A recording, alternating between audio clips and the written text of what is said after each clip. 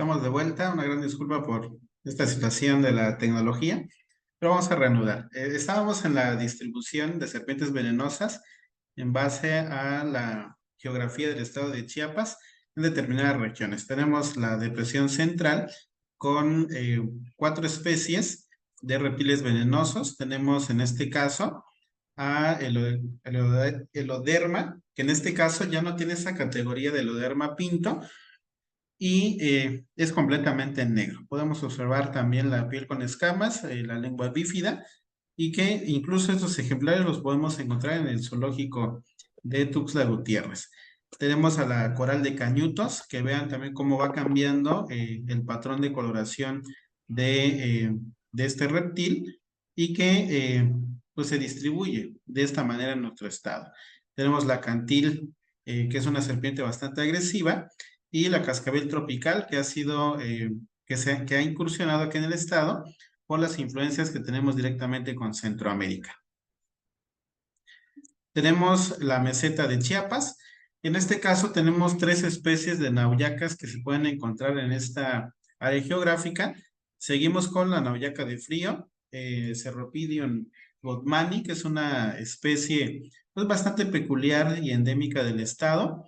Si nos vamos a la región de los Altos de Chiapas, tenemos a la Noyaca de Frío con la variante de la familia Cerrophidion socilorum, que es la más común que se pueden encontrar en 28 municipios de los Altos de Chiapas. También tenemos en este caso a la especie de Nauyaca verdinegra, tenemos por acá, que también se mimetiza perfectamente en los bosques de nuestra meseta de Chiapas. Tenemos también las montañas del oriente, en donde tenemos 5 especies de reptiles. Tenemos a la coralillo con una variante de la familia Micrurus diastema, y vemos que también el patrón de colores cambia con esta especie, iniciando con la punta del cráneo, justamente en el hocico de esta serpiente de color amarillo, seguidamente con el anillo de color negro, posteriormente amarillo, negro, y paulatinamente se va degradando al color rojo. En la cola es muy particular porque se centra principalmente en el color negro y amarillo. Es una característica de este tipo de serpientes.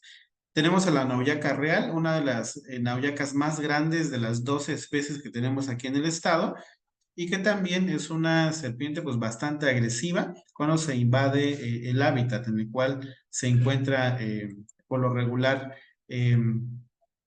pues viviendo. Tenemos la nauyaca de pestañas, y por lo regular esta serpiente tiene este nombre de pestañas porque tiene una variación de las escamas que tienen justamente en la región de los ojos. Permítanme ver si podemos ampliar la imagen y podemos observar que justamente encima de los ojos tienen escamas en forma de pestañas. Por eso el nombre de nauyaca de pestañas, pues es una variación anatómica que tiene por las escamas. Tenemos de nueva cuenta, en este caso, la nauyaca chatilla.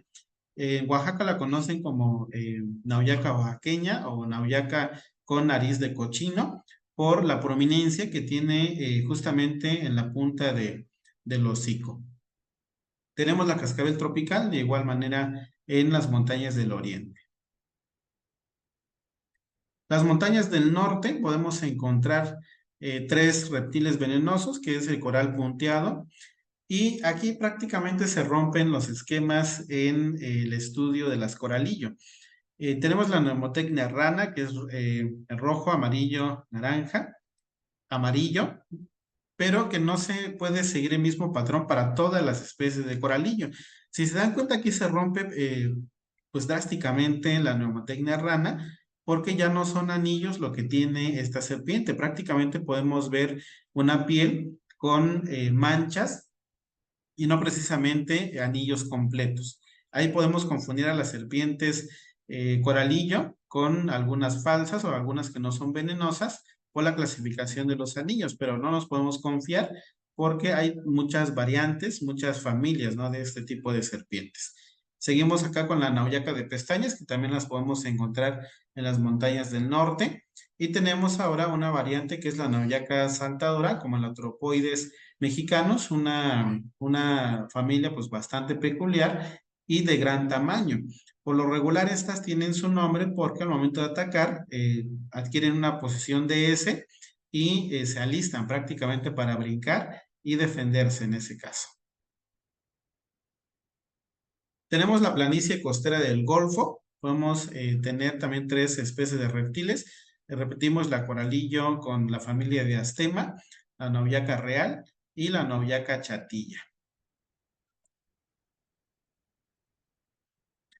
Ahora bien, una vez terminando de revisar la distribución geográfica del estado y cuáles son los reptiles que más comúnmente se pueden encontrar en cada una de estas regiones, vamos a revisar los tipos de dentición que tienen los reptiles venenosos, comenzando con el Heloderma pinto. Por lo regular, tenemos dos especies, una que es moteada, que tiene manchas en la piel, y una que es completamente negra. ¿Cuáles son las características, en este caso, de la mandíbula de estas lagartijas venenosas? Es que justamente debajo, en su maxilar inferior, podemos ver estas glándulas. No son glándulas salivales como lo que nosotros tenemos para prácticamente generar el bolo alimenticio, sino que estas glándulas inferiores que tienen las lagartijas helodermas son para producir saliva con toxinas, con algunas proteínas, con esa capacidad de causar daño tisular y que se eyecta al momento de generar una mordedura con los dientes que tenemos por acá.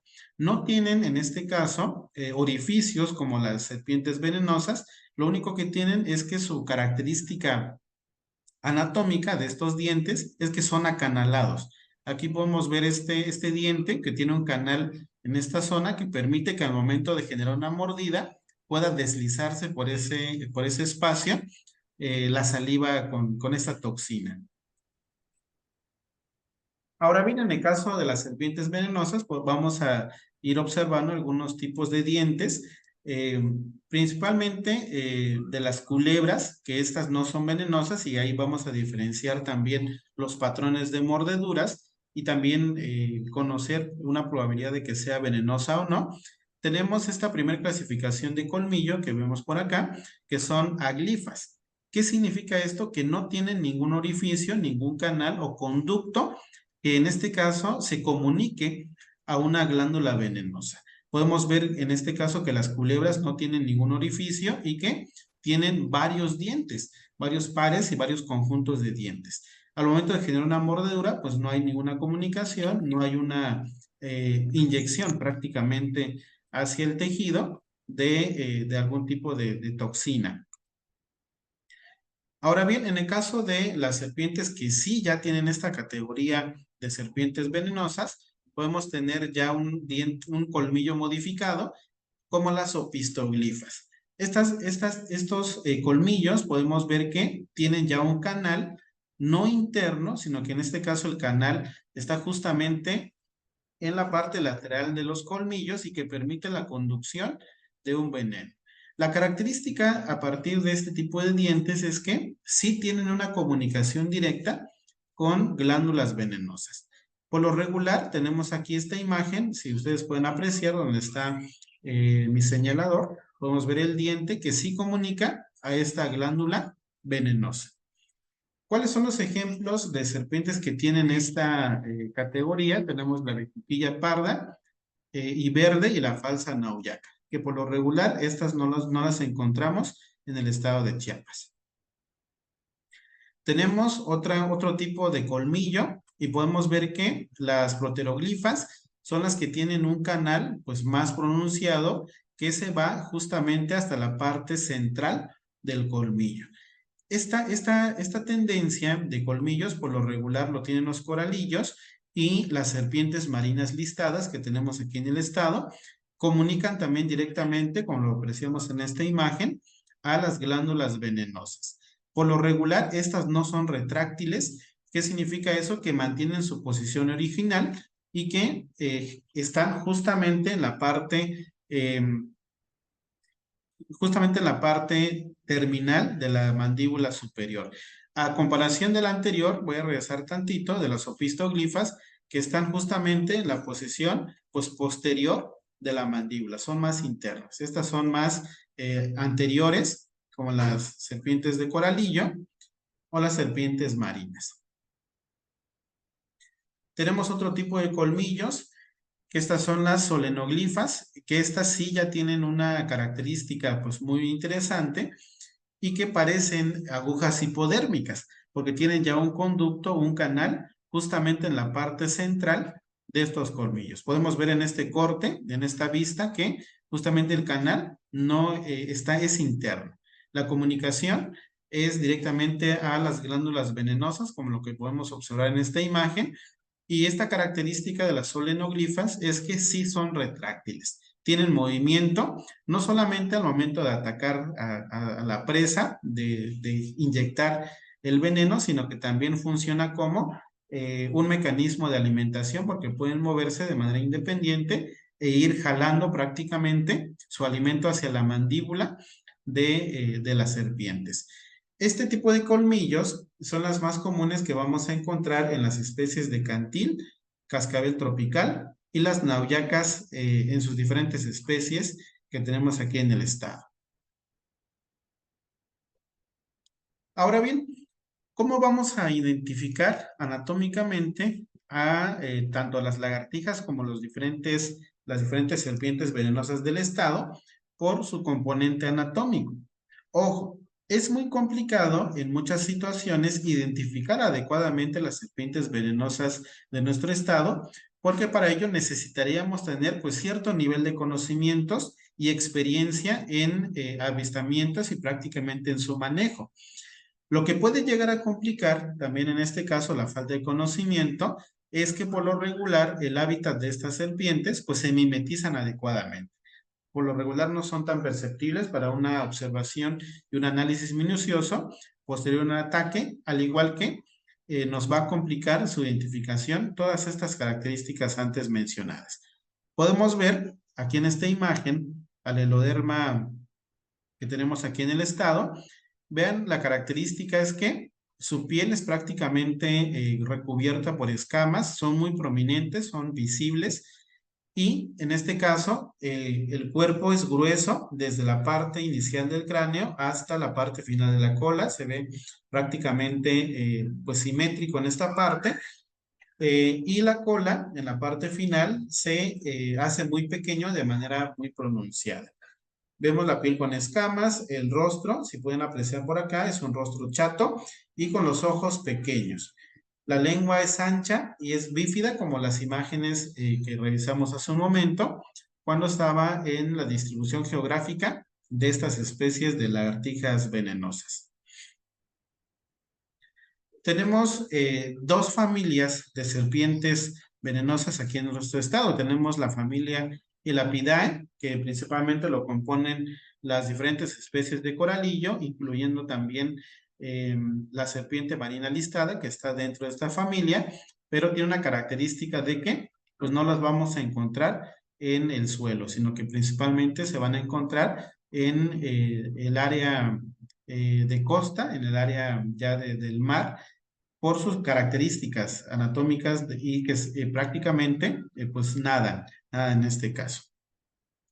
Tenemos a las coralillo con un cuerpo delgado, que es una característica y que prácticamente la piel y los colores pues brillan ante los avistamientos. Tenemos la cabeza ovalada como lo que tenemos por acá y se tiene una característica de que no tiene en este caso un cuello como en este caso las otras familias de crotálidos o viperidaes, y vamos a tener ojos pequeños con pupilas redondeadas. Aquí nosotros no podemos comparar los ojos de los elapidaes con los viperidaes porque los viperidaes tienen en este caso una pupila como lo que tienen los gatos. ¿Vale? Tenemos dos colmillos fijos al frente, ya hablamos un poquito de este tipo de colmillos que tienen un canal y que conducen directamente a la glándula venenosa.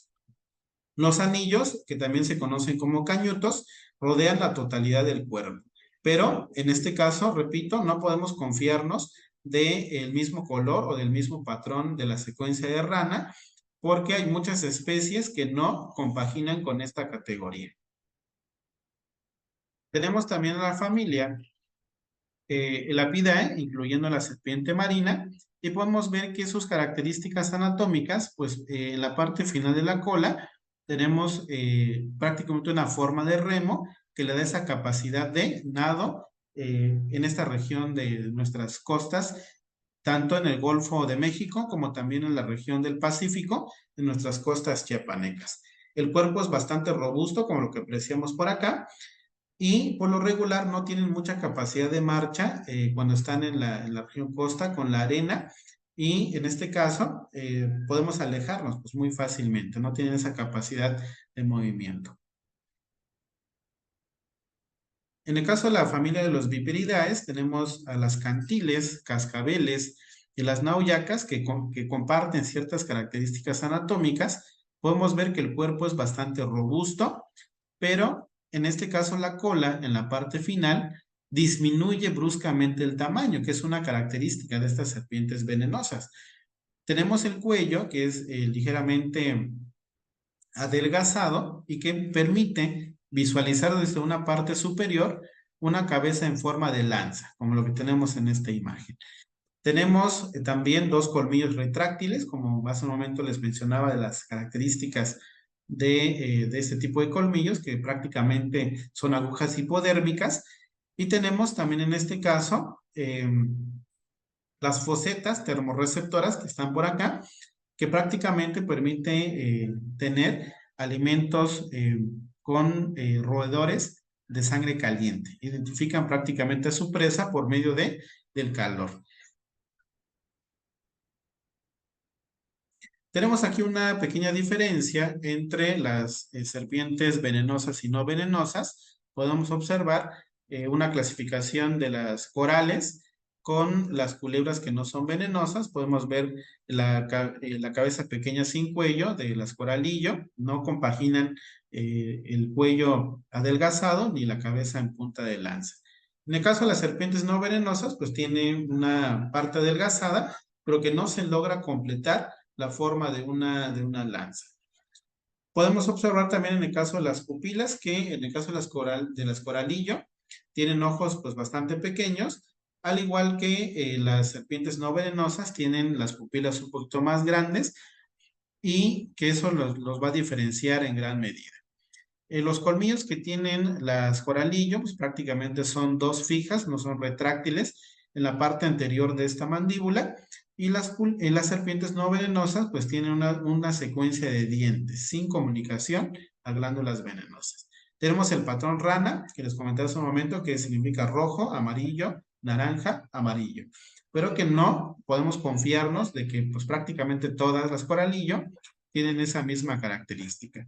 Los anillos o cañutos, como vimos hace un momento, rodean completamente el cuerpo, a comparación de las faltas corales que no rodean, en este caso, el cuerpo completo.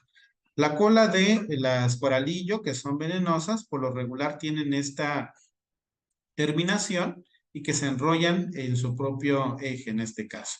Y en el caso de las serpientes que no son venenosas, pues la cola es larga y más afilada.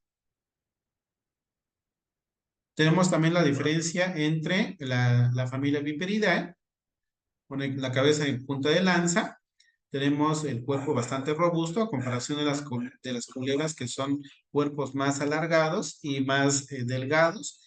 Las fosetas termorreceptoras, que solamente lo tienen las serpientes pues prácticamente venenosas, aunque hay una variación en base a la evolución de las culebras también, que no son venenosas por mecanismos de defensa.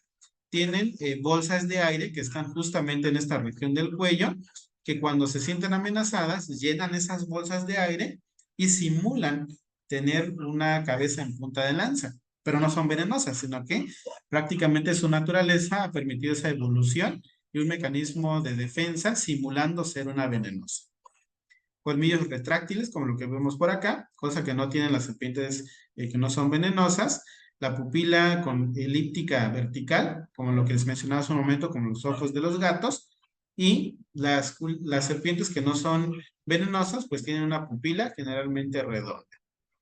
Las escamas pues, prácticamente son muy prominentes y las serpientes no venenosas pues no cuentan con esas características. La cola de las serpientes viperidaes prácticamente terminan de manera brusca, pero las serpientes no venenosas vemos que son más alargadas y que son muy adelgazadas. Ahora bien, ¿cuál es la función principal del veneno? La función principal del veneno no es atacar al ser humano, porque no somos parte elemental de la dieta de las serpientes venenosas, sino que más bien es una función de alimentación, ¿vale? Para, en este caso, roedores, algunas ranas, en este caso, que entran como parte de su dieta, la función es que morder y paralizar a la víctima. Paralizar, atacar el sistema nervioso y comenzar con una hemólisis interna que prácticamente permite la destrucción tisular y es una predigestión del alimento.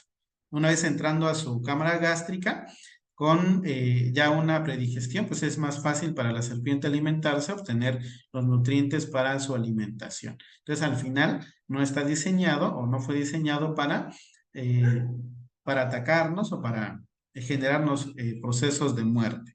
Que claro, como también es una parte secundaria, el veneno de estas serpientes, tienen también esa capacidad de intoxicar al organismo humano y causarle, ya en una falta de atención, posiblemente la muerte. Pero es un mecanismo de defensa, porque, repito, no somos parte de la dieta alimenticia de estas serpientes.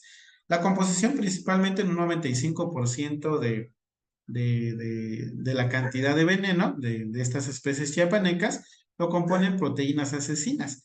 Y que en este caso, ¿quién lo descubrió? Fue el hermano de Napoleón Bonaparte.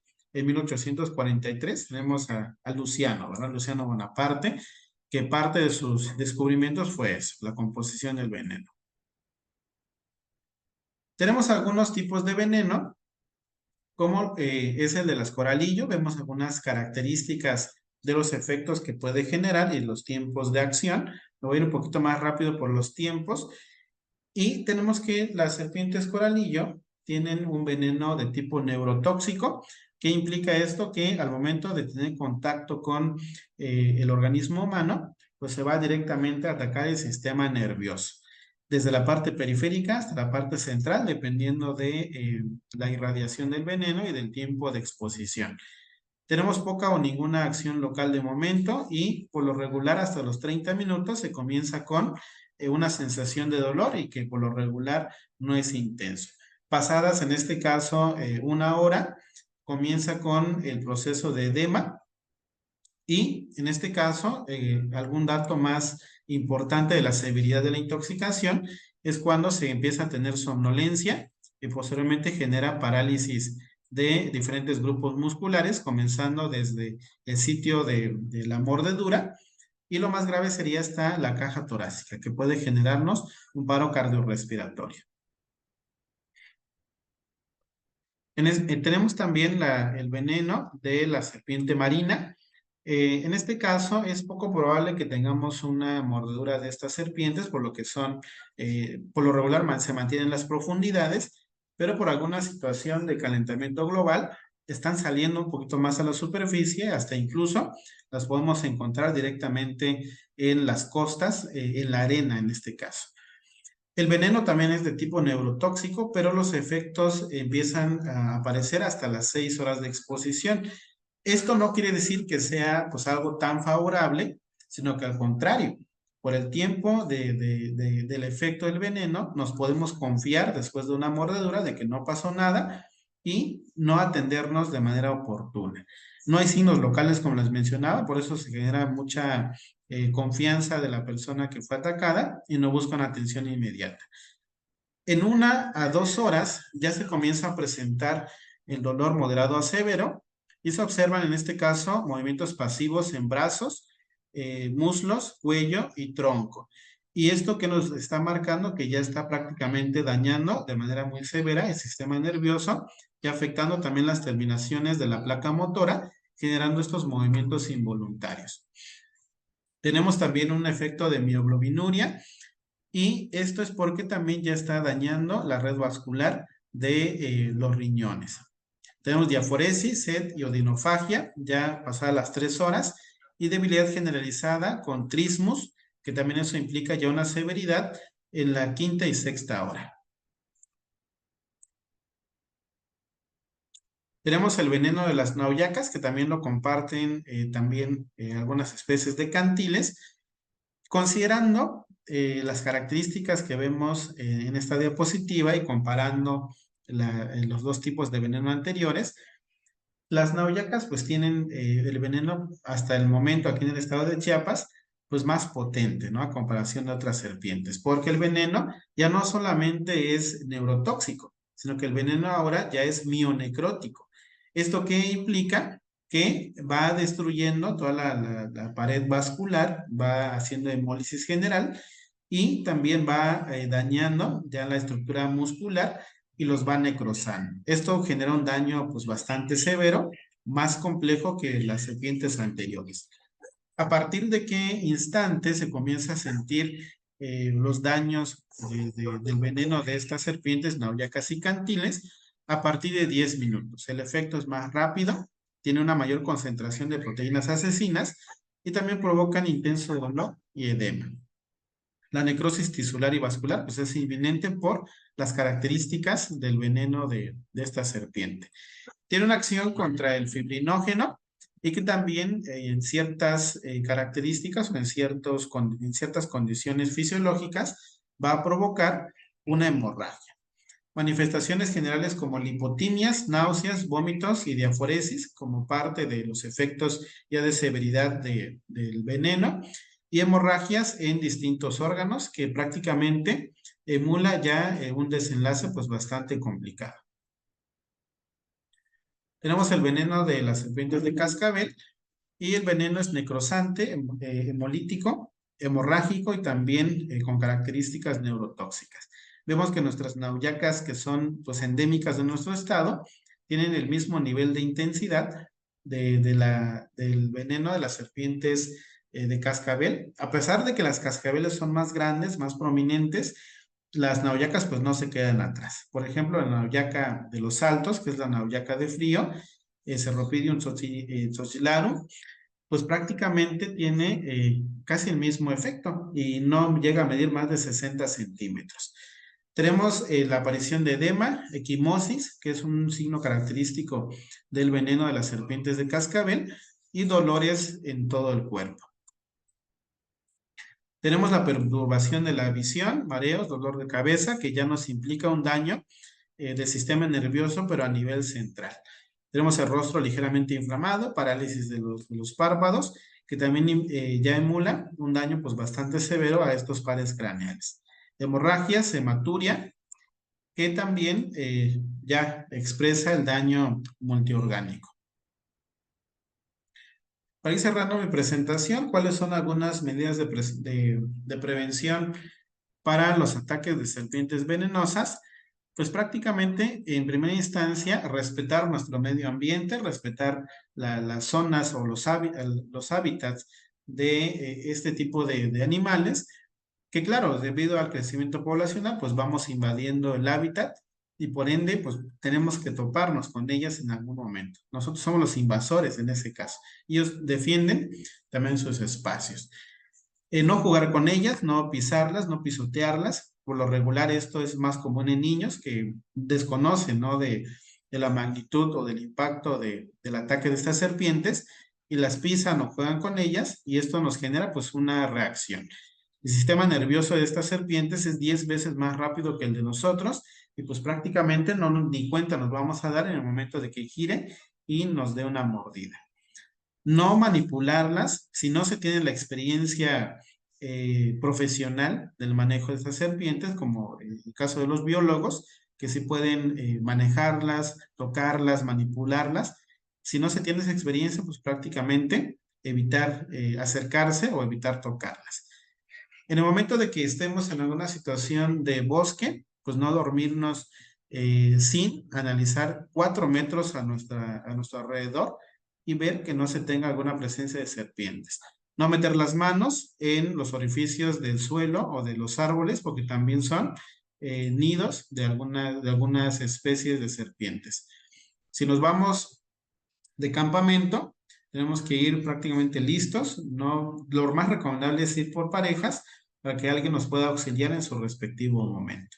Utilizar calzado adecuado en el trabajo de campo, que esto no permita el paso de los diferentes tipos de colmillos que estuvimos revisando en esta presentación. No molestarlas, no picarlas o aventarles piedras, porque también responden ante las agresiones humanas. En caso de tener alguna mordedura, tener disponible un botiquín de primeros auxilios y dar una atención inicial. No se pueden hacer torniquetes, tampoco se puede succionar el veneno como lo que hemos visto en algunas películas, porque también nos genera algún efecto, pues negativo.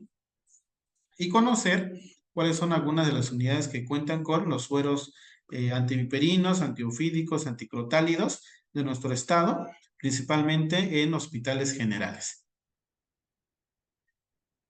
Por lo regular, tenemos una distribución anatómica de dónde han sido los ataques pues más comunes y cuáles también son los más letales hasta cierto punto.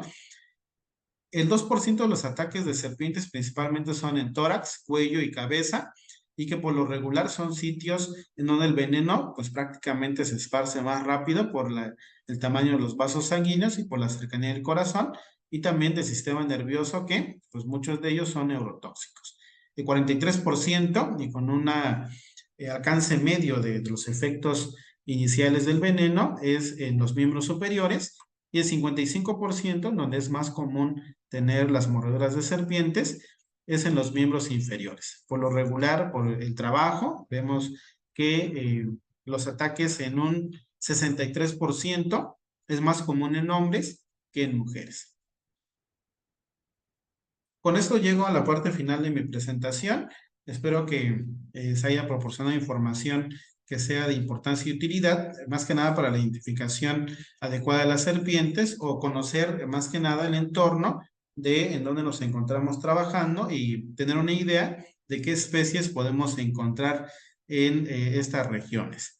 Muchas gracias por su atención. Dejo aquí algunas referencias bibliográficas que son bastante buenos, bastante fiables, para poder conocer un poquito más de esa temática.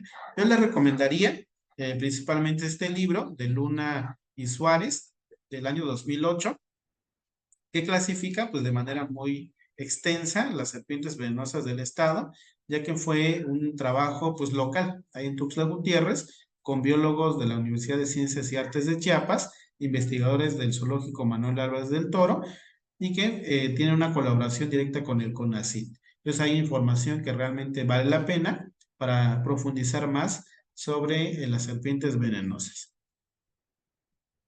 Entonces, muchas gracias a todos. No sé si hay alguna pregunta o inquietud antes de pasar con nuestro siguiente ponente.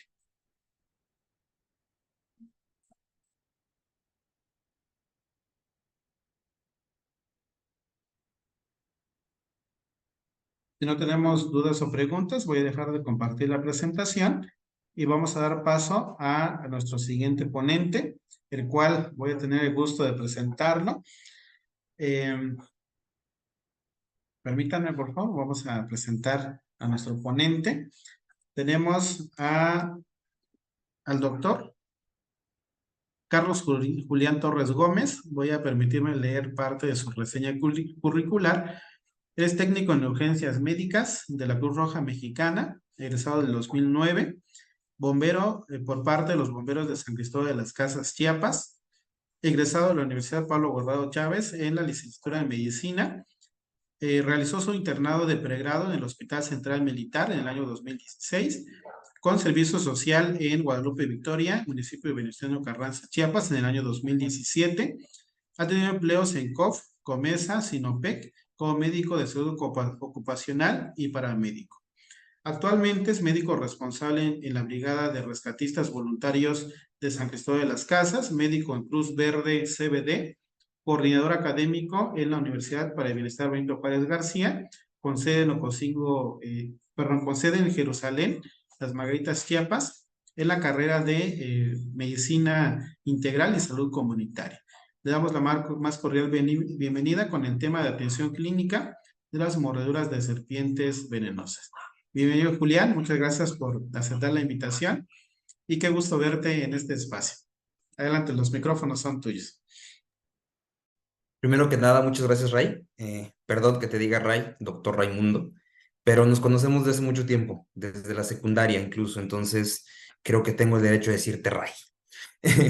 Por Eh, supuesto, Carlos. Aquí las etiquetas para los amigos, pues es de esa forma. Gracias, claro, hermano, por aceptar.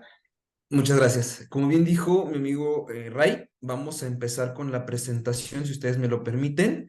Me dice Ray que me inhabilitaste para compartir pantalla, por si Ya está puedes. listo. Si lo intentas, me dices. Sí, ya está.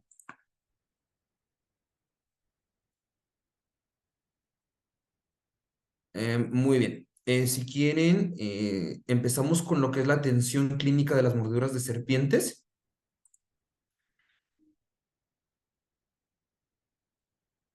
A ver,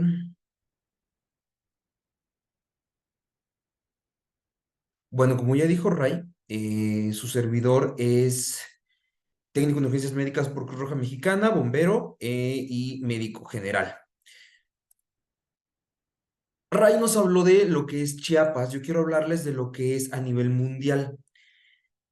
Aunque se desconoce el número exacto de las mordeduras de serpientes, se calcula que afectan unos 5.4 millones de personas al año, de los cuales 2.7 millones son venenosos. Me gustaría dar un dato bastante puntual, que es lo siguiente. Normalmente la gente piensa que cualquier mordedura tiene que ser venenosa y no precisamente. Más adelante vamos a ver. Las mordeduras de serpiente causan aproximadamente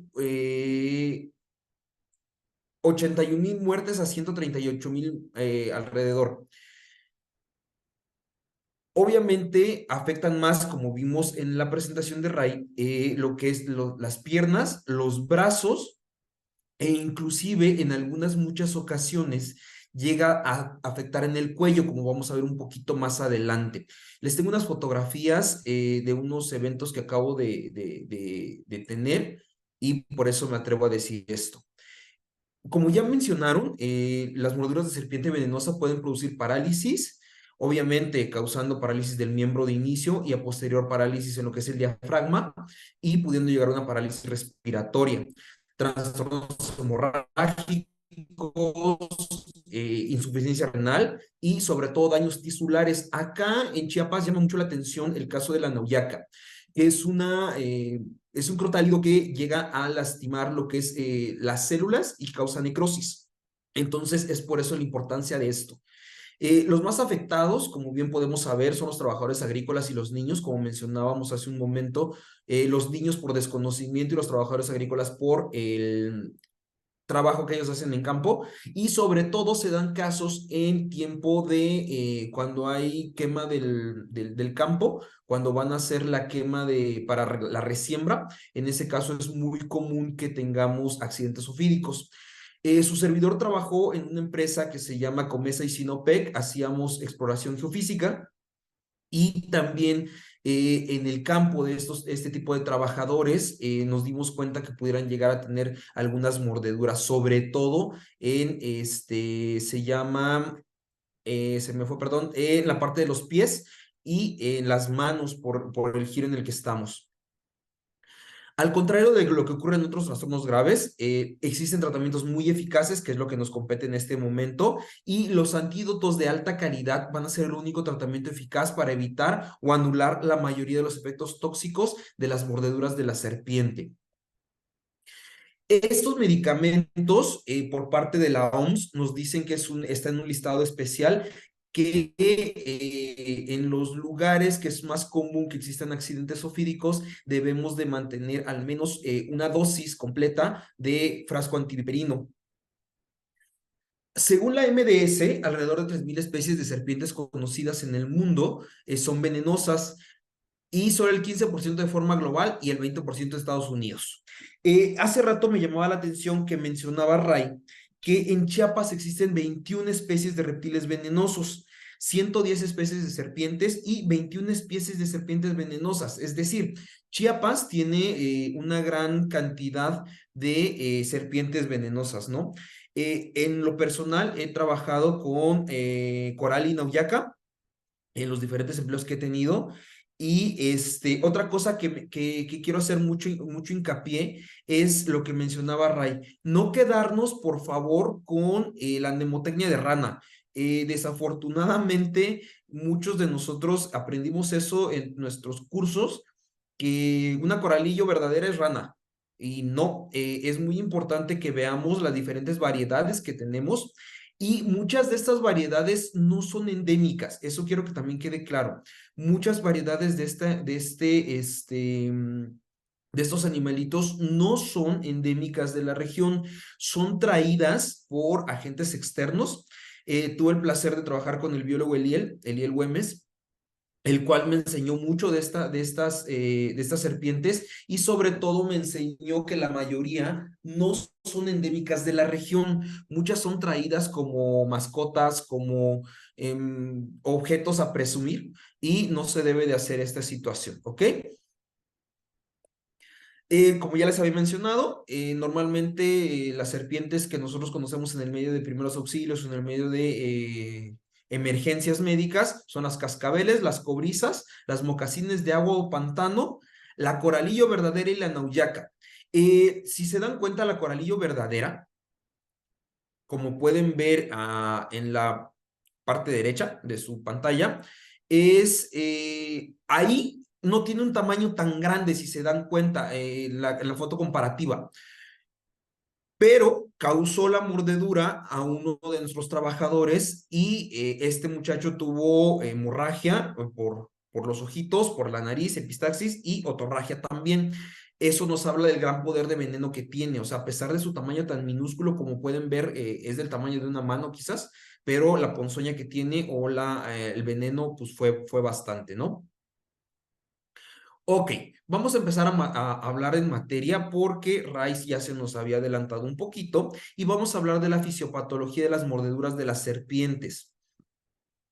Los venenos de serpientes son sustancias extremadamente complejas que realmente no pudiera yo decirles qué tienen, pero sí tenemos proteínas con actividad enzimática que van a jugar un papel sumamente importante en las propiedades letales del veneno.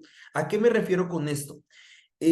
Muchos de ellos se unen a receptores fisiológicos y causan neurotoxinas de inicio, eso es muy común. Las hemotoxinas, es decir, agentes que van a actuar contra la misma sangre, cardiotoxinas, como ya podemos saber, el principal motor de nuestro cuerpecito es el corazón, y miotoxinas. Muchas veces confundimos la debilidad muscular con la debilidad neurológica como tal, pero hablando en este caso de la mordedura serpiente, muchas llevan a pérdida de la sensibilidad y pérdida del movimiento y lo confundimos con una miotoxina.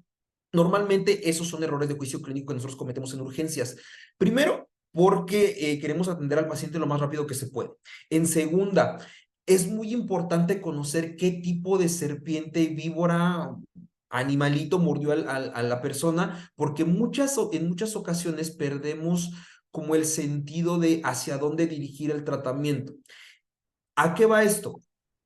A que por la premura de que la familia te está pidiendo que atiendas al paciente, al dolor que presenta el paciente, a que ves que tu paciente está desmejorando de forma muy rápida, tiendes o tendemos muchas veces a nublar nuestro juicio clínico y eso es un completo error. Aparte de esto, el complejo venenoso de la mayoría de las víboras, de Foseta, como nos habló Ray, tiene efectos locales sistémicos como las coagulopatías y, como ya les había mencionado, los daños tisulares que obviamente van a causar un edema bastante profuso y equimosis. El daño endotelial vascular también pueden causar hemólisis, un síndrome de coagulación intravascular, defectos pulmonares, cardíacos, renales y neurológicos. Algo muy importante que mencionó Ray hace un momento fue lo del tiempo en la serpiente marina. Eso es algo que debemos tener mucha atención porque muchas veces no nos da sintomatología y la mayor parte de pacientes o de personas que son mordidos o picados, una serpentura, creen que no fue nada. Es decir, que fue una mordedura sin consecuencias y no, como bien pudimos ver, a las 2, 3 o 4 horas puede empezar a sentir la sintomatología del paciente. Los síndromes clínicos más comunes secundarios al envenenamiento son edema, hipovolemia, como ya les había mencionado, por la nauyaca, por los agentes hemolíticos que tiene, el sangrado y la insuficiencia renal. Ojo, ya les había hecho mención de esto. Se sospecha de envenenamiento con todas las mordeduras causadas de serpientes venenosas, incluso si no hay signos de envenenamiento poco después de la picadura. Eso es sumamente importante tenerlo en cuenta en cualquier servicio médico en el que estemos, sobre todo en urgencias, porque más adelante les voy a mencionar cuánto tiempo es el que dicta la norma oficial mexicana que se debe quedar un paciente en observación. Esto no quiere decir que sea una ley, ¿ok? Si yo veo que mi paciente fue mordido por una serpiente de agua y no presenta sintomatología, lo tengo hospitalizado, lo tengo encamado, se cumplió el tiempo que nos dicta la norma oficial mexicana, que son 8 horas, pero sospecho de que él va a generar algún tipo de, ¿cómo decirlo?, de complicación, no se debe egresar al paciente, sobre todo pacientes ancianos, sobre todo niños o con alguna comorbilidad como puede ser diabetes, hipertensión, obesidad, las comunes que conocemos, ¿sale? La debilidad del miembro mordido puede evidenciarse a las pocas horas, eso es muy común. Las manifestaciones neuromusculares sistémicas pueden postergarse hasta 12 horas e inclusive hay un artículo que encontré al hacer esta presentación que nos hablaba de una debilidad muscular por 48 horas. ¿A quién se refería? Sobre todo a personas diabéticas. No lo puse porque pues es un documento de Malasia, una cosa así, que no tiene mucho que ver con Chiapas, pero sí es importante tener en cuenta que a pesar de que digamos tiempos, no son leyes ni son reglas específicas, ¿ok? Obviamente, como ya les había mencionado, la parálisis de los músculos respiratorios puede llegar a ser fatal. Vamos a empezar a hablar del diagnóstico de las mordeduras de las serpientes. Primero que nada, tenemos que identificar a la serpiente y evaluar la gravedad del envenenamiento. La identificación de la serpiente es sumamente difícil y complicada porque muchas veces los pacientes ahora sí que están más preocupados por correr por su vida que por identificar qué fue lo que los mordió, ¿no? Muchas veces nomás nos dicen, pues sentí un piquete calientito y se acabó. No te dicen ni de qué color era la serpiente, si tenía, ahora sí que no le vieron ni los ojitos. Entonces, muchas ocasiones desconocemos qué serpiente fue la que mordió, ¿ok? El diagnóstico definitivo de la mordedura serpiente se logra con la ayuda de identificación positiva de la serpiente y las manifestaciones clínicas de envenenamiento. He tenido quizás de 10 casos por serpentura, uno que me ha llevado la serpiente como tal. Y hasta eso, obvio, yo no soy un experto en serpientes, le pido apoyo a mis amigos biólogos que me identifiquen qué especie de serpiente es. También se debe tener muy presente que al paciente se le debe preguntar si es alérgico a algún producto, ya sea de caballo o de oveja. La mayoría de los antiviperinos se sacan de ahí, de las ovejitas o de los caballos. Entonces, es muy importante, por favor, que preguntemos eso desde un inicio. De igual forma, hacer un pequeño marcaje en la zona de la mordedura para ver cuánto continúa el edema en horario posterior. Esto se debe hacer bajo cierto tiempo y ahorita se los voy a ir indicando, ¿ok? O nuevamente, repito, debe darse por sentado que la mordedura o picadura de una serpiente es venenosa hasta que se demuestre lo contrario, mediante una clara identificación de la especie o un periodo de observación.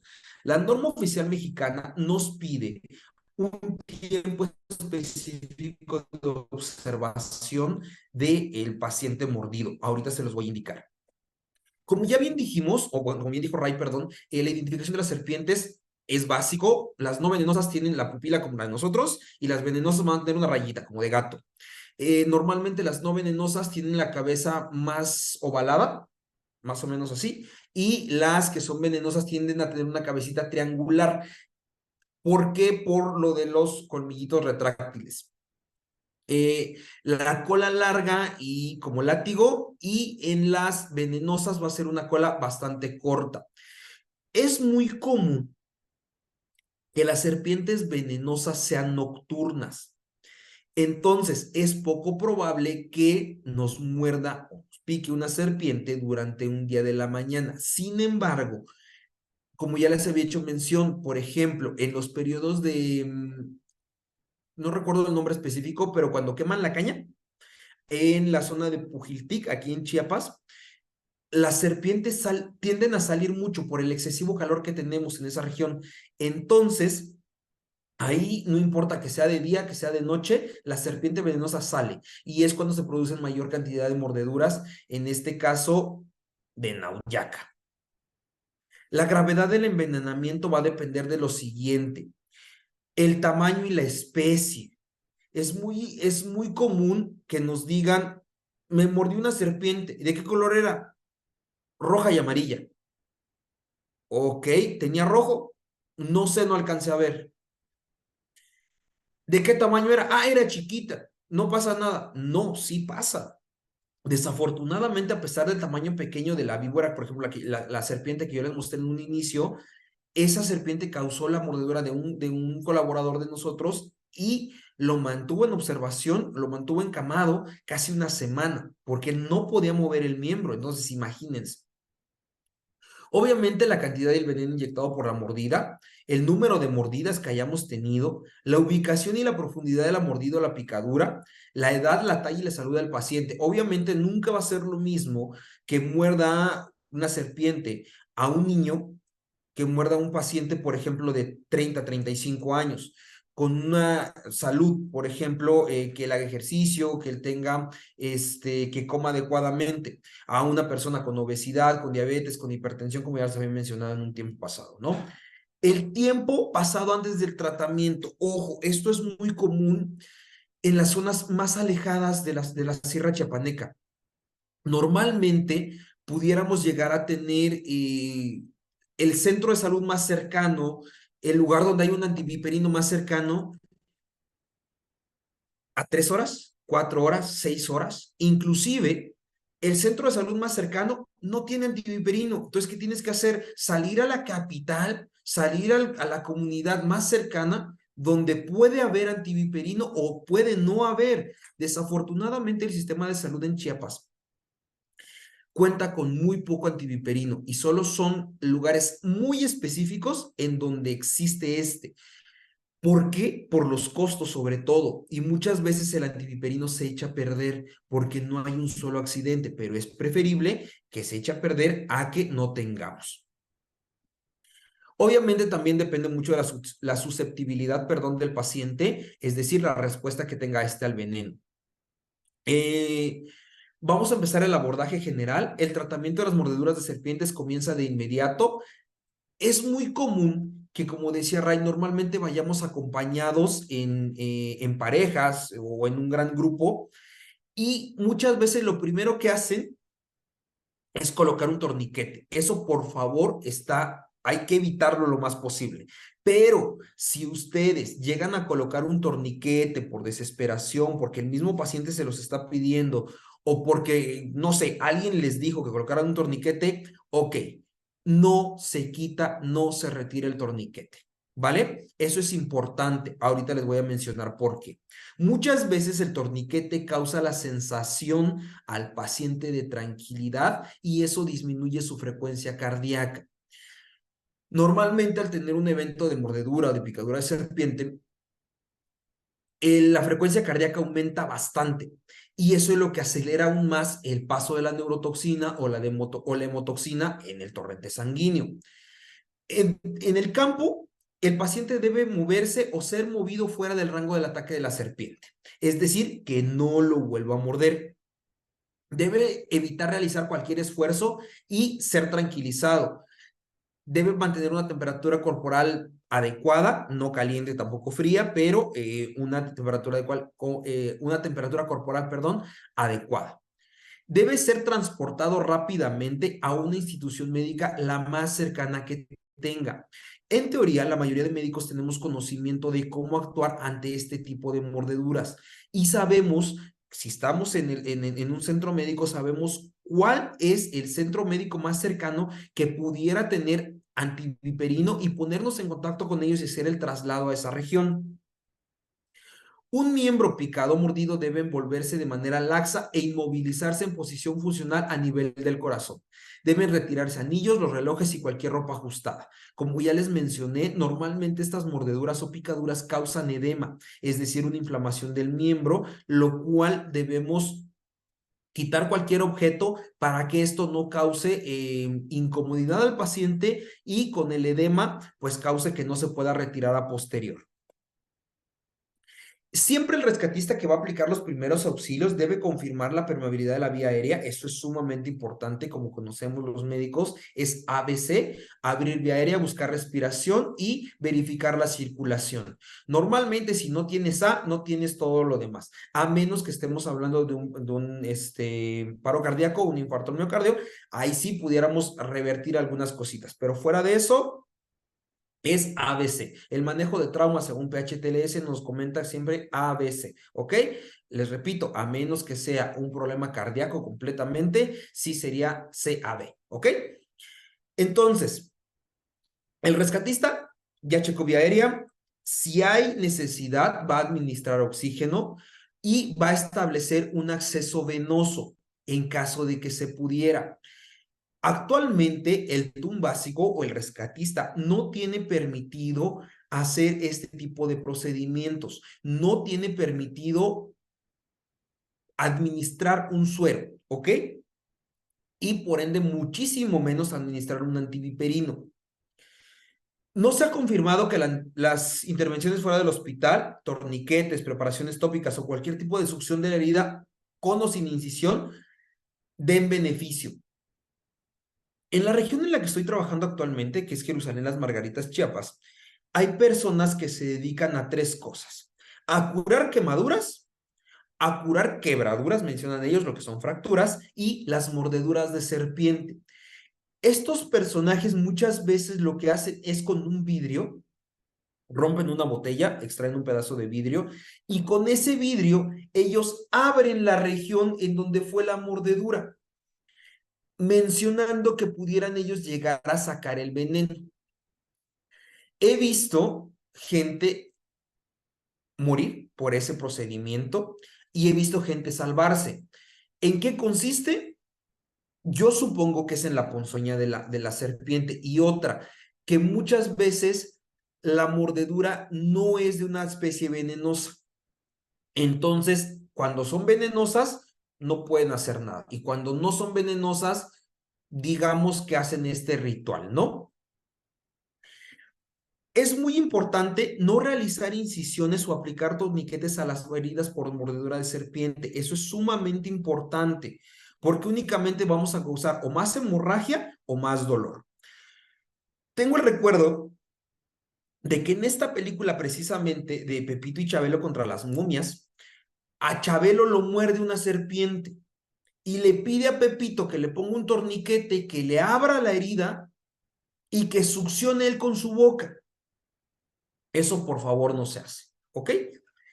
Por eso puse esta imagen, porque muchas veces tomamos la información de lugares que no corresponden, como puede ser una película, como puede ser una serie, una novela, yo qué sé. Y en esas ocasiones es cuando vemos los malos procedimientos que tienen. Y mucha gente se deja guiar por eso. Entonces, lo primero que hacen al la mordedura es aplicar un torniquete y realizarle succión. Por favor, no hagan eso. Repito, eso no se hace, ¿vale? Vamos a continuar con la evaluación serial de los estudios complementarios. Obviamente estoy en hospital. Se pide una citometría hemática completa. Obviamente lo más importante ahí es saber cómo están los niveles de plaquetas, saber si no ya hay el agente hemotóxico que está lesionando la sangre, el perfil de coagulación, el tiempo de trombina, el tiempo de protombina, perdón, la tromboplastina y el fibrinógeno. También vamos a pedir, por favor, la medición de productos de degradación de fibrina y un análisis de orina. Y ustedes han de preguntar, ¿por qué el análisis de orina? Muchas veces el pipí, la orina como tal, se tiñe de un color rojo o anaranjado por la misma hemólisis. Y eso nos está ya hablando de un daño bastante grave, en lo cual debemos de actuar más rápidamente. También debemos de tener los electrolitos séricos, nitrógeno ureico en sangre y la creatinina, como ya les había mencionado, por lo del fallo renal que pudiéramos llegar a tener. Les había hecho mención de que se debe hacer como la limitación del edema y cada cierto tiempo estar midiendo a ver qué tanto se ha extendido ese edema, ¿ok?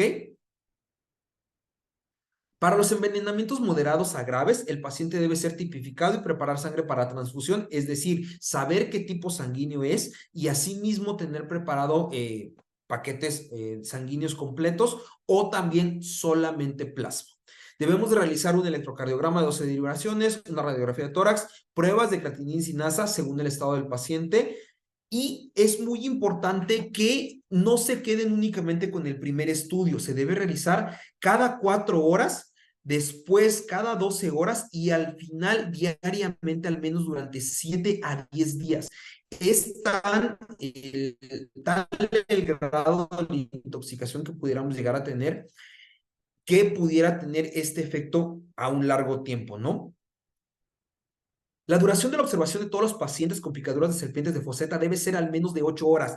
Ojo, esto lo dice la norma oficial mexicana y recalco, debe ser al menos de 8 horas. No nos está diciendo a las 8 horas egresa tu paciente, a las 8 horas ya sácalo, no te está diciendo a las 8 dale tu alza voluntaria. Por favor, mantengan en observación a los pacientes, es sumamente importante.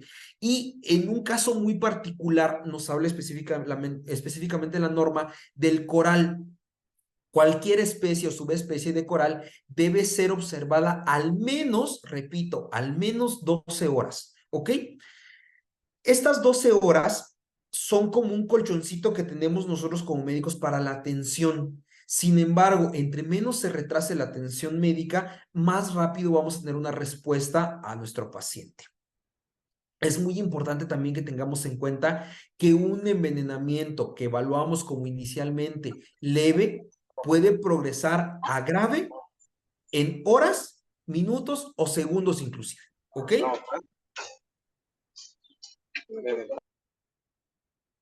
Ok, el tratamiento sintomático puede incluir apoyo respiratorio, como ya habíamos hablado, benzodiazepinas para la ansiedad y la sedación. Un factor muy importante de esta atención es ¿cómo poder decirles? Tranquilizar al paciente, que él tenga la seguridad de que está en buenas manos, porque muchas veces eso también causa como la sensación de estar tranquilo. Entonces, eso disminuye la frecuencia cardíaca. Al disminuir la frecuencia cardíaca, hacemos que las neurotoxinas, las hemotoxinas, todas las toxinas que tiene el veneno de la víbora o de la serpiente vayan no en picada, pero sí se mantengan lo menos circulando posible, ¿ok? También podemos, el reemplazo de líquidos más vasopresores para el shock, pueden requerirse transfusiones, ya les había hecho mención que todo paciente debe tipificarse llegando y tener paquetes listos para ponérselos. No se debe administrar antes que el paciente haya recibido las cantidades adecuadas del antiviperino. Si recordamos, esa sangre ya está con la neurotoxina, con la temotoxina, y si nosotros, aparte de eso, le metemos sangre, no va a tener ningún efecto adecuado. Al contrario, la sangre nueva que pongamos puede llegar a contaminarse y por ende no serviría de nada esa transfusión y echaríamos a perder un paquete globular que sí nos va a servir a posterior, ¿ok? Esta es una imagen que quiero que por favor observen muy bien. Esa es una mordedura o picadura en el cuello de un paciente. Esta imagen me la topé hace rato, que estaba divagando por ahí en las redes sociales, y sí se pueden dar cuenta cómo la mordedura se ve específicamente los dos colmillitos, ¿ok? Eso es una mordedura de serpiente venenosa hasta no demostrar lo contrario. Este paciente refiere que a los 3 días empezó a sentir debilidad muscular del miembro izquierdo, miembro superior izquierdo, perdón, y no le tomó importancia. A las 12 horas este paciente falleció, ¿ok? Entonces, es muy importante que, como les dije, recibamos atención médica desde un inicio. Este paciente dice que estaba laborando, bueno, la publicación decía que estaba laborando en el campo, estaba en su maizal, si no mal recuerdo, no sintió la mordedura hasta después que llegó a casa. En casa se puso un paño únicamente y se acostó a dormir. Al siguiente día se fue a laborar de forma normal, segundo día también, pero al tercer día se despierta este personaje y presenta debilidad muscular del miembro superior izquierdo, es decir, del brazo izquierdo. Para no hacerles el cuento largo, el paciente fallece en horas y obviamente pues fue por la mordedura de la serpiente. Les voy a mostrar otra imagen de una mordedura en el cuello. Ven cómo causa un edema bastante grande, pero esta es una serpiente no venenosa. Esta serpiente no venenosa sí la llegaron a atrapar, la tienen por ahí y se ve, obviamente ya con un maestro biólogo, nos mencionaba que no era una serpiente venenosa, afortunadamente la que mordió a este niño. Sí se pueden dar cuenta cómo el color rojizo y el edema es más en la serpiente no venenosa que en la venenosa. Eso no estoy diciendo que sea un signo clínico característico, ¿ok? ¿Por qué pasó? Puede ser por la edad del niño, puede ser por la edad del caballero, puede ser porque el señor ya ha sido picado múltiples veces, puede ser porque el niño fue la primera ocasión, no lo sé, ¿ok?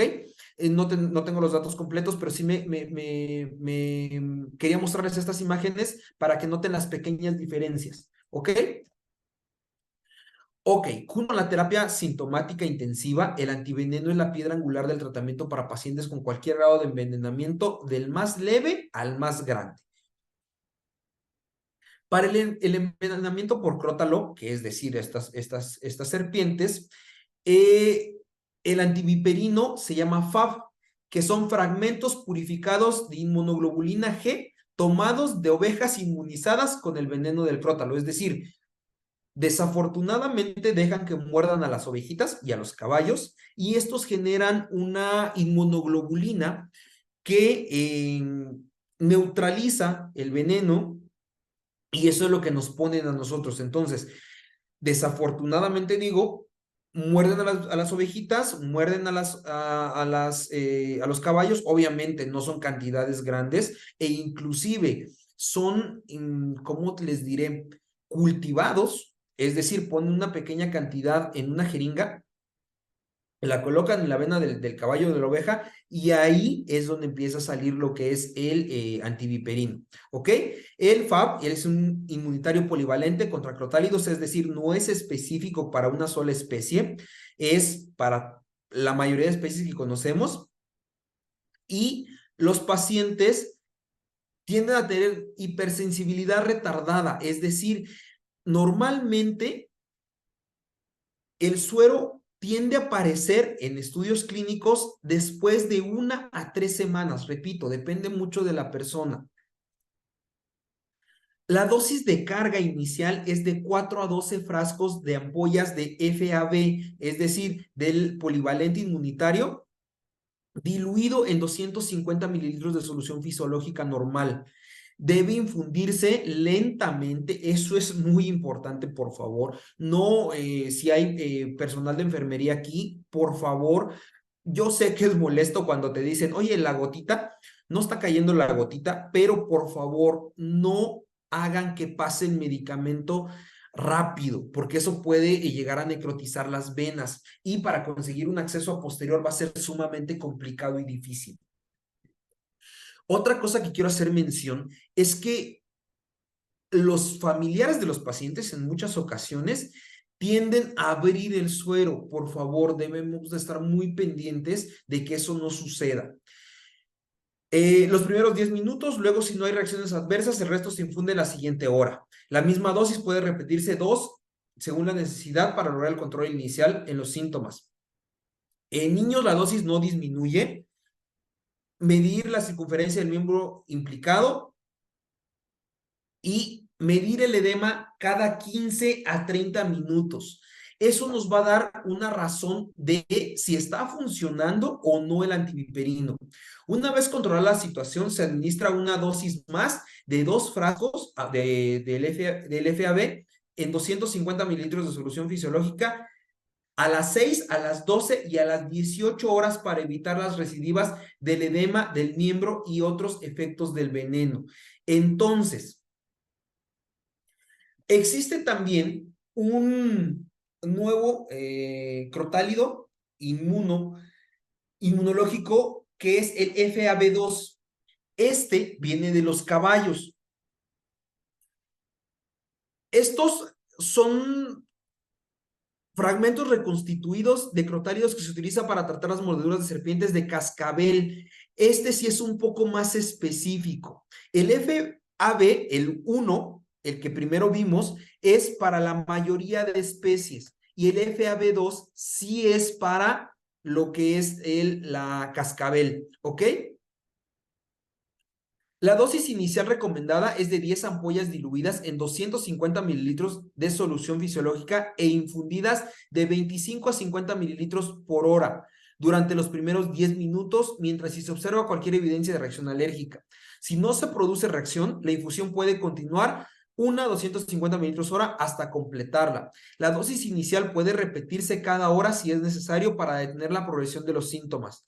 Los síntomas tardíos o recurrentes pueden tratarse con 4 dosis de ampollas adicionales. Es decir, si nos damos cuenta, hay diferencia del FBA1 al FBA2. El FBA1 empezamos con 4 a 12 y si nos damos cuenta, en el FBA2 nos dice 10 directamente, no es de 4, 5, 6. Ponle 10 directamente porque la cascabel tiende a ser mucho más agresivo el veneno, ¿ok? Un error común, y es muy, muy común en la sección de urgencias donde su servidor a veces trabaja, es que administran a niños envenenados por medir una dosis completa del antiveneno. Recordemos que los niños tienen muchísima menos masa muscular y masa grasa, entonces no podemos administrar una dosis completa del antiviperino, ¿ok? La especie obviamente puede afectar la dosis. Hay especies que son muchísimo más ponzoñosas, más venenosas que otras, y el envenenamiento por víboras mocasín de agua, la cabeza de cobre o la cascabel puede requerir dosis más pequeñas de veneno. En especial atención se justifica para los niños y los ancianos, ya les había mencionado, los niños y los ancianos tienen que ser tratados muy, muy específicamente, ¿vale? Para el envenenamiento de coral se administra el antiveneno contra coral polivalente derivado de quinos a una dosis de 5 frascos de ampolla para la sospecha de envenenamiento, de 10 a 15 ampollas adicionales si aparecen síntomas. Por ejemplo, al paciente que les mostré en un inicio, a la viborita que era pequeñita, únicamente se le administraron 5 frascos de antiviperino. No hubo que administrarle más porque afortunadamente no presentó ningún síntoma y nosotros teníamos la víbora o la serpiente en nuestra mano para identificarla, aunado a que un experto biólogo obviamente nos dio su punto de vista y nos dijo qué especie era. Ya les había mencionado que todo paciente se le debe preguntar si es alérgico a algún medicamento, alimento, en este caso, algún producto de las ovejas o de los caballos. También si tienen antecedentes asmáticos o alergias múltiples, ¿ok? En ese caso se deben de administrar bloqueantes H1 y H2 para la anafilaxia previa, ¿no? Obviamente, las medidas adyuvantes, el paciente debe recibir, profilaxis antitetánica. Las mordeduras y picaduras de serpientes rara vez se infectan, entonces no hay necesidad de dejarle antibiótico con la limpieza. Miren, si algo he entendido a lo largo de mi carrera y lo que me han dicho la mayoría de mis maestros cirujanos es lo siguiente. Una herida no se debe de lavar ni con agua oxigenada, ni con yodo povidona, ni con isodina espuma. Agua tibia y jabón neutro, lo mejor que podemos tener. Inclusive, Si pudieran ustedes manejar lo que es el jabón Sote blanco, ojo, la marca no me está patrocinando, pero es muy bueno mencionarlo, jabón Sote blanco o cualquier jabón neutro se puede aplicar a la piel. No hay necesidad de un jabón súper especial de avena y no sé qué tanto, no, únicamente con lo que es el jabón neutro y el agua tibia vamos a desinfectar la herida, ¿ok? Obviamente, si hubiera algún proceso infeccioso, ya lo sabremos, también se puede hacer un cultivo de la herida. No es muy común porque las heridas, las mordeduras por serpientes no se infectan tan fácilmente, a diferencia, por ejemplo, de la mordida de un can, de un perro.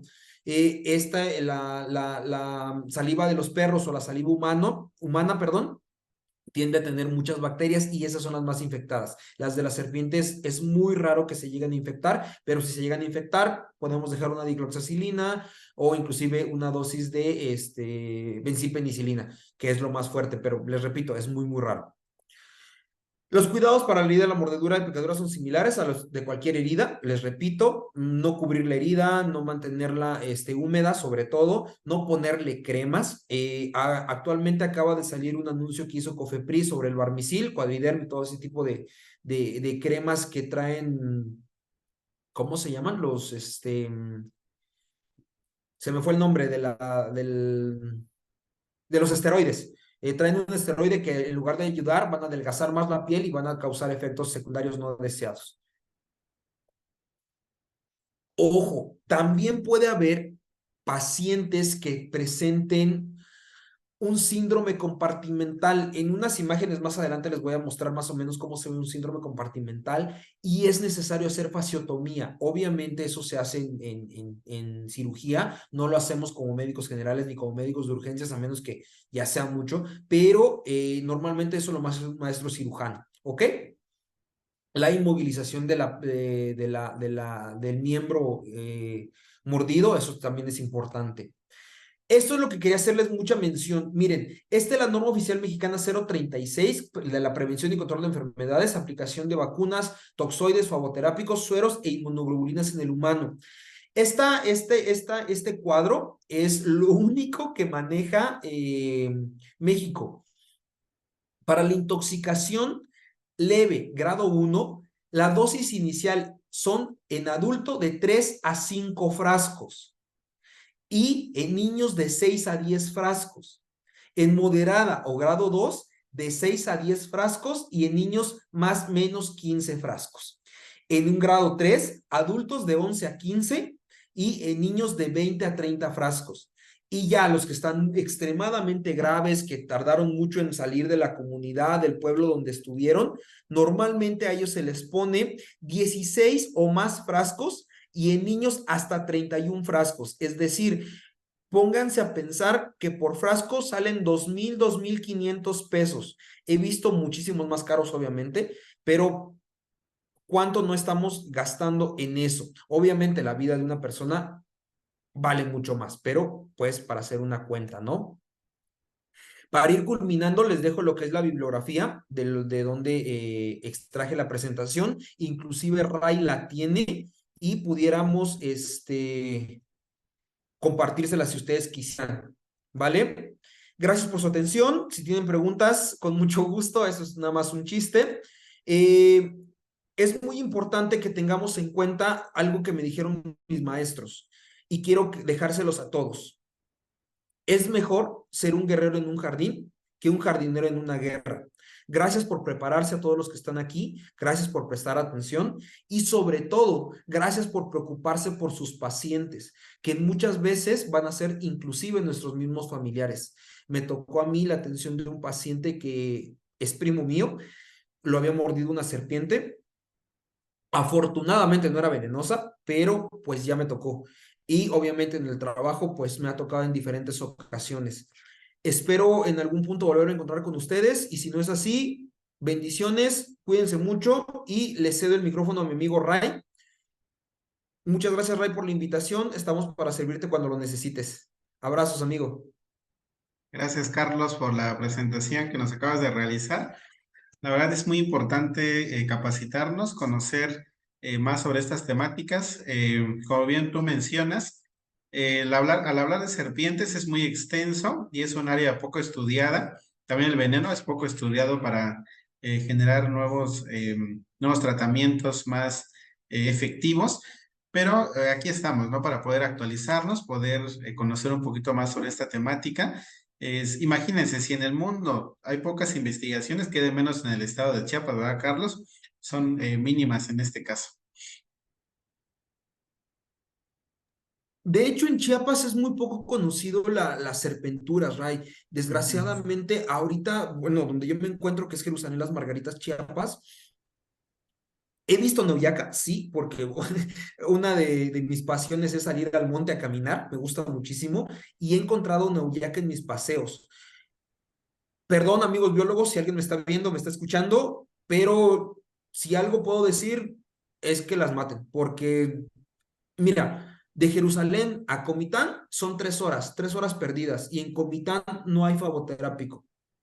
Tienen que trasladar de Comitán a Tuxtla y a ver si hay. Entonces, en Chiapas es poco conocido los accidentes por serpentura y como les mencioné al inicio de la presentación, Ray, desafortunadamente hay mucha gente que ya no sale del pueblo porque sabe que no va a encontrar el fagoterápico y prefieren morirse ahí o prefieren ir con el curandero primero, con la sobadora y después venir con nosotros. Desgraciadamente ese tiempo que ya perdimos o que ya perdieron puede causar la muerte. Entonces, es poco común, te repito, y hay muy poca información realmente en el estado de Chiapas de serpenturas. Normalmente encuentras a nivel mundial, a nivel México, pero Chiapas es poco, realmente es poco. Ojalá se pueda hacer algo por eso y podamos trabajar para que sea así, ¿no? Bien, Carlos, gracias. Vamos a tener un pequeño espacio para que pueda intervenir el maestro José Benito Velasco Gómez, que también es parte de las actividades que nosotros tenemos. Hemos estado generando cursos de manera constante desde ya hace algunos años atrás y hemos invitado a varios ponentes. En este caso tuvimos el gusto de estar con nuestro amigo Carlos, doctor Carlos para las etiquetas, Carlos para los amigos y hemos tenido el apoyo de algunas instancias, principalmente del maestro Edrin, que tenemos aquí de la red Conocer, de la Secretaría de Educación Pública, de el CELAM, que es un espacio de capacitaciones, y también el interés de la Unión Nacional de Trabajadores por la Salud de México, que preside aquí en el estado nuestro amigo José Benito, el cual también ha sido un gran promotor de la capacitación continua, el cual vamos a permitir el espacio para que nos pueda dirigir unas palabras y cerrar el espacio de intervención. Pues bueno, antes que todo, muy buenas noches y gracias, doctor Mariano Raimundo Hernández y al doctor Carlos Julián Torres Gómez. La verdad es que un tema bastante interesante. Su servidor, enfermero de profesión en el Hospital de las Culturas. Y pues es una realidad todo lo que compartían hace un rato. A veces desconocemos de estos temas tan importantes y que entre más durante las 2 horas que se llevaron con todo esto, pues te das cuenta que aún nos falta mucho en el que hacer de la profesión y sobre todo tener lo necesario, ¿no? Sobre todo para restablecer la salud, pues de nuestra gente, nuestros pueblos originarios, que a veces desafortunadamente es donde vivimos este tipo de situaciones, sin pasar por alto a las regiones donde ya comentaba el maestro Mariano, en la costa, o en la zona norte del estado o en el oriente del estado. Sin embargo, vemos que es necesario, ¿no? Y creo que siempre hemos dicho que la actualización y en temas como el que hoy nos compartieron, tanto el doctor Mariano y como el doctor Juan Carlos, creo que son de suma importancia y que deben abonar sobre todo a tener esos conocimientos que en un momento dado pues son necesarios. Creo que nuestra gente en los pueblos originarios ha estado acostumbrado pues siempre, lo hemos dicho, ¿no? Primero buscan a la partera, al asistente de rural, pero pues también ellos hay que entender también el contexto cultural en el que vive y creo que a veces también es la parte que como profesionales de la salud no debemos tener claro, ¿no? Ahora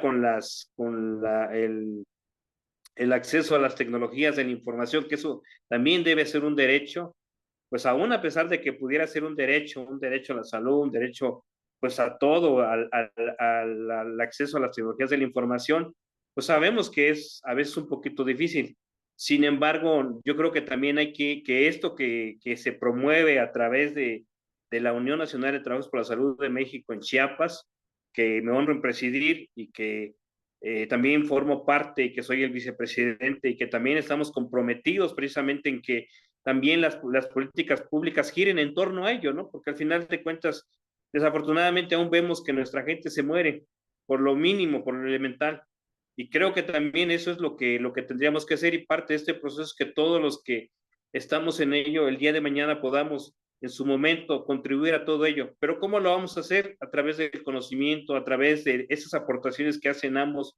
En lo personal, mi reconocimiento para ambos, maestro, doctor, Carlos, cualquier cosa también estamos a las órdenes. Ya hemos hecho algunas vinculaciones también a nivel nacional, porque a veces también nuestra gente requiere de un tercer nivel, de por muy mínimo que sea, y cualquier cosa si es necesario, pues también estamos a las órdenes. Hemos tenido que ver algunos pacientes en el Centro Médico Nacional Siglo XXI, en la raza, que hay compañeras, compañeros que nos apoyan directamente allá, pues porque a veces es necesario. Y más, sobre todo, a nuestra gente, yo siempre he dicho que tenemos que procurar restablecer la salud en todos los ámbitos, no solo nada más es la rehabilitación, sino tratar de restablecerlo con una buena calidad de vida, porque al final de cuentas, nuestro compromiso como profesionales es conservar y preservar la vida. En lo personal, mi reconocimiento, mi agradecimiento, maestro, porque nos ha hecho la invitación. Siempre estamos muy atentos a lo que tú haces, a la red Conocer, al CELAM, a lo que ustedes impulsan y que obviamente a través de la unión no solo es esto, sino hay muchos aspectos que pudiéramos tocar y que, sin embargo, consideramos que debemos también como profesionales de la salud contribuir también con lo poco a través de la academia al desarrollo de este país. En lo personal, mi agradecimiento, mi gratitud para ambos, que la verdad es que yo desconocía de muchas cosas que ahora nos quedan un poquito claro y que creo que 2 horas es muy poco, pero creo que vamos bien y vamos por buen camino y creo que hay que apostarle sobre todo a que a que la atención de la salud quiere también en torno a tener pues buenas políticas públicas a favor de la población. Les agradezco y gracias, doctor, un gusto, aunque por este medio estamos a las órdenes. Un abrazo para todos. Muchas gracias, maestro José Benito. Gracias, Carlos. ¿Algunas palabras para cerrar? Muchas gracias, maestro José Benito. Estamos igualmente para servirle en nuestra trinchera. Para cerrar con el espacio, quiero proyectarles lo siguiente y hacerles la invitación para que nos puedan acompañar al siguiente curso que tenemos en puerta con fecha del 15 de julio. El curso de investigación aplicada a la docencia universitaria. Vamos a tener un espacio impartido por mi persona en donde vamos a trabajar aspectos de la publicación científica, justamente lo que bien menciona el doctor Carlos, que nos hace falta mucho investigar, nos falta publicar, y pues este va a ser el espacio para aprender, no todo porque es muy extenso, pero sí algunas bases elementales de la metodología de la investigación aplicada a la ciencia de la salud, con perfiles de publicación en revistas. He tenido el placer de tener algunas publicaciones en revistas nacionales e internacionales y compartirles esa experiencia para comenzar ya a trabajar, a investigar y publicar nuestros resultados en nuestras ciencias de la salud en general aquí de nuestro estado de Chiapas. Todos invitados. Esta publicidad está en mis redes sociales, el cual se los voy a hacer llegar a través de los correos registrados y poder tener también su asistencia en estos espacios de investigación, que mucha falta nos hace aquí en el estado de Chiapas. Les agradezco mucho el espacio, les agradezco mucho la atención y nos vemos en siguientes cursos. Las constancias de los que tenemos registrados con la modalidad de pago, se les va a hacer llegar las constancias de intervención y les agradezco a todos la atención y si alguien requiere de alguna constancia de los accesos gratuitos, también nos pueden enviar un mensaje al número que aparece en la publicación y con todo gusto lo revisamos. Que tengan muy buenas noches Hasta luego a todos. A las órdenes. Buenas noches. Gracias.